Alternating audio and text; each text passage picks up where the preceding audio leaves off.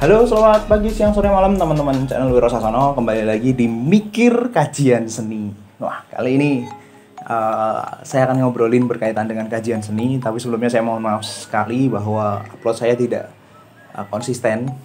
Jadi panjang, kadang bisa berbulan-bulan baru satu atau dua upload. Kemudian baru sekarang upload lagi tentang Mikir Kajian Seni. Mikir Kajian Seni ini cukup banyak yang harus dipikirkan untuk dipertimbangkan untuk ditampilkan dalam YouTube, dan terutama juga untuk kalian-kalian yang ada di wilayah seni, terutama pengkajian, itu merasa bahwa seni itu harus berkarya, tapi justru dalam pengkajian ini sesuatu hal yang menyenangkan apabila kalian mampu membaca seni itu, kemudian menunjukkan kepada dunia tentang seni apa sih sebenarnya gitu. Tapi sebelumnya jangan lupa untuk subscribe, kemudian juga like, kemudian jangan lupa untuk di-share apabila ini bermanfaat. Dan kali ini kita akan membahas tentang kajian seni yang berbasis pada penelitian. Ya memang kajian seni penelitian sih sebenarnya.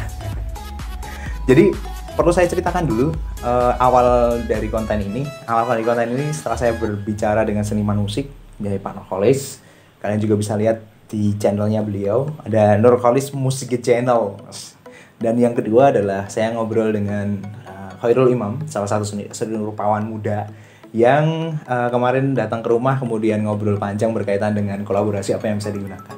Tetapi yang ingin saya katakan untuk kajian seni kali ini adalah bagaimana kita mampu untuk mempertanyakan, untuk juga melakukan penelitian, dan juga memberikan dampak yang bagus terhadap seni itu sendiri.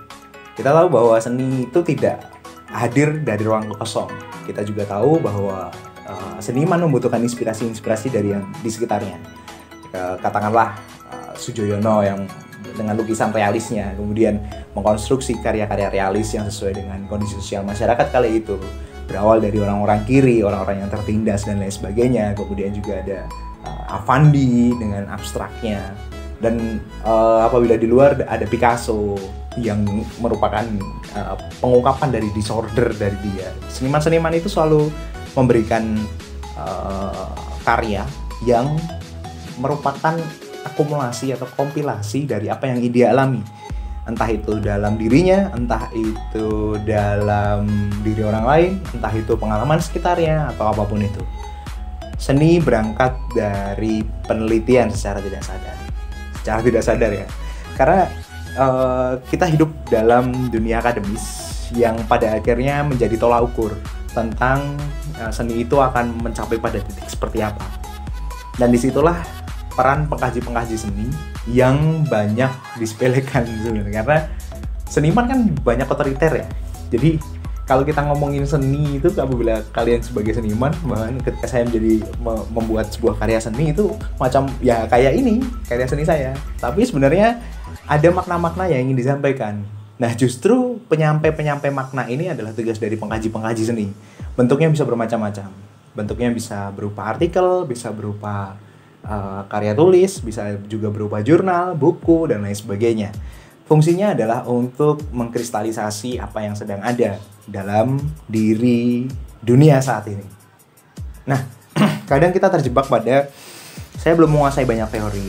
Kemudian kita terjebak pada analisis apa yang kira-kira bisa. Kita juga terjebak pada dia lebih pintar. Sebenarnya enggak juga gitu. Dalam dunia pengkajian seni itu hampir kita seperti seniman juga.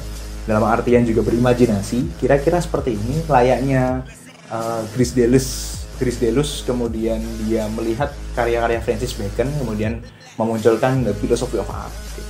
Filsafat seni itu seperti apa. Nah, memulai pengkajian itu memang basisnya ada dari penelitian. Peneliti, kita tahu bahwa meneliti itu mengamati secara seksama, kemudian juga melihat bagaimana konstruksi berpikirnya dari karya seni tersebut, kemudian juga apa sih yang bisa kita sampaikan yang mampu membuat orang itu terheyak gitu. Oh, ternyata maksudnya ini tuh. Oh, ternyata maksudnya kayak gini. Meskipun dalam dunia digital gitu kan, dengan serba semuanya kita bisa buy online seperti kalian nonton YouTube ini gitu kan, itu menjadi bergeser kemampuan pengkajian yang tadinya harus mendalam, mau tidak mau harus mengikuti dari selera pasar yang maunya ringan, gampang dicerna, dan lain sebagainya. Tapi sebenarnya kita akan ada pada wilayah-wilayah yang bosan dengan hal-hal yang ringan itu. Karena dulu ketika seni rupa itu high dengan karya-karya tinggi, dengan realisnya, kemudian juga karya-karya surrealis, kemudian juga karya-karya abstrak, karya pop, dan lain sebagainya, pada akhirnya akan mati. Dalam artian, ada rasa bosan manusia untuk melakukan hal-hal yang ringan. Dia akan kembali ke hal-hal yang berat lagi, ke hal-hal yang lebih filosofis. Begitupun ketika sudah filosofis mentok, kemudian sudah habis apa yang dibahas, dia akan kembali ke hal-hal yang ringan. Begitu terus. Karena hakikat sejarah itu akan terus berulang. Nah, pengkajian seni pun juga sama. Mungkin hari ini banyak pengkajian seni yang berakar pada barat, tapi tidak banyak yang berakar pada budaya timur. Sedangkan penelitian, metodologi, pendekatan, atau approach gitu kan, kemudian ada analisis, itu merupakan pengungkapan dari teoritik yang ada pada masyarakat atau sesuatu fenomena tentu. Dan itu menjadi seorang pengkaji, itu memang harus menguasai itu. Apalagi di dunia akademik, sebagai pengkaji seni, kalian juga harus menggunakan analisis, metodologi, kemudian juga pendekatan, teori, gitu kan? Yang mana itu semua itu bukan hafal di luar kepala, tetapi merasuk ke badan, menubuh kalau dalam bahasanya Tony Breuer.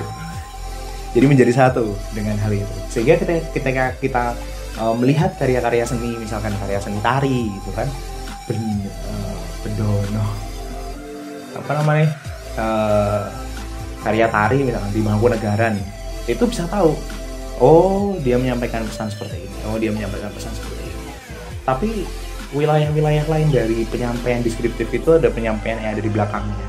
Itu salah satunya menggunakan penanda-tinanda semiotika. Kalian bisa menggunakan Peirce, Barthes, ataupun kalian juga bisa menggunakan semiotiker yang lain, gitu kan, semiotik thinker yang lain.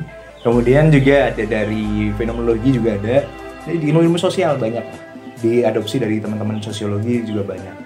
Tapi apakah seni harus mendefinisikan dirinya sendiri? Tidak juga, karena ilmu pengetahuan itu saling silang ya.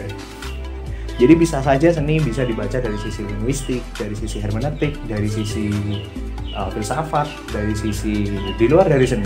Itulah dinamakan seni kontekstual. Ya benar, kontekstual. Sedangkan kalau seni berasal dari seni itu tekstual. Sehingga ketika tekstual ini cenderung, kalau dulu diskusi dengan Mas Iza, itu cenderung bersifat teks, dibaca sebagai teks dan dideskripsikan saja.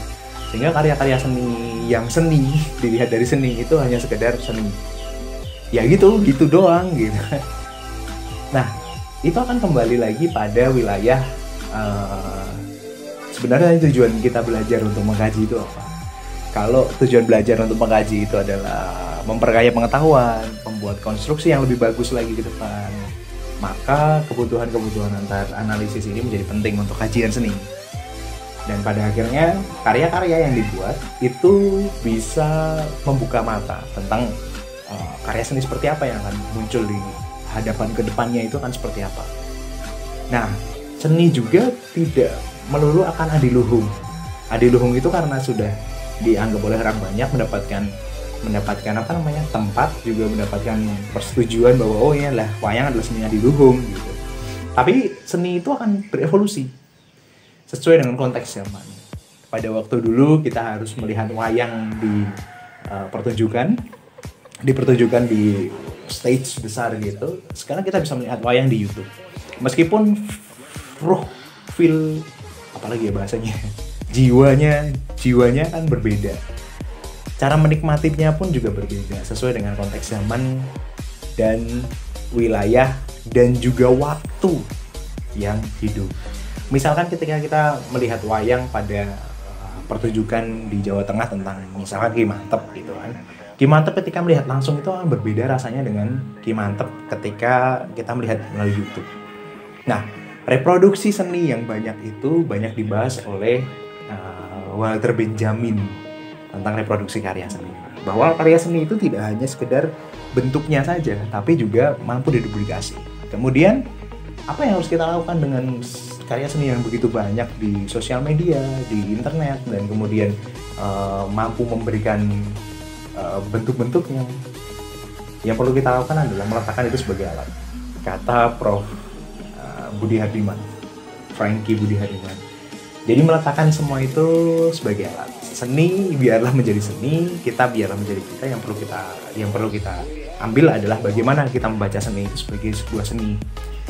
Menggoncang jiwa, kemudian menyadarkan kita terhadap realitas. Kita tahu bahwa seni itu tidak hanya berkutat pada bentuk yang estetis saja, tapi juga mampu memberikan pandangan-pandangan lain pada konstruksi berpikir manusia itu sendiri. Pengkajian seni berada pada wilayah itu, mampu membuka mata orang, mampu membuka pikiran orang tentang karya seni. Jadi orang melihat karya seni itu nggak bingung, karya opo? Enggak. Kita bisa lebih menceritakan tentang konstruksi berpikirnya, kemudian juga membuat karya-karya yang nantinya mampu menginspirasi. Kata Prof. Dwi Marianto, pada akhirnya seni itu haruslah menjadi inspirasi untuk membuat seni yang baru. Karena seni yang baru itu mampu memberikan jiwa zamannya sesuai dengan keadaan. Gitu. Jadi yang tadinya mediumnya itu adalah bentuknya misalkan kanvas, kemudian juga berubah menjadi tembok, menjadi mural, seni-seni rendah, gitu kan, kaca dan lain sebagainya, berubah menjadi media digital. Ini hanya medium. Kalau kata Khairul Imam, ini hanya medium saja. Yang terpenting itu adalah ide apa yang ingin disampaikan. Seperti karya-karya Mas Heri Dono tentu, karya-karya Ugo misalkan. Itu karya-karya yang menurut saya mampu memberikan ide yang membuka mata, mengkonstruksi berpikir yang tidak hanya sekedar seni itu membingungkan ya, enggak kayak gitu. Kita boleh untuk menyanggah, kita juga boleh untuk menyetujui, tentu kita boleh untuk mengkritik terhadap sebuah seni. Karena pada hakikatnya manusia memang tidak keluar dari kesalahan, keluputan dan lain sebagainya. Maka dari itu, untuk sebagai dasar sebagai pengkaji seni, kita harus mencapai pada titik di mana kita sadar kita harus membuka mata berkaitan dengan seni yang akan kita kaji. Thank you sudah mau menonton channel ini, dan jangan lupa untuk like, subscribe, maupun untuk nge-share apabila ini bermanfaat. Thank you, dan selamat siang, sore, malam teman-teman channel Wiro Sasono.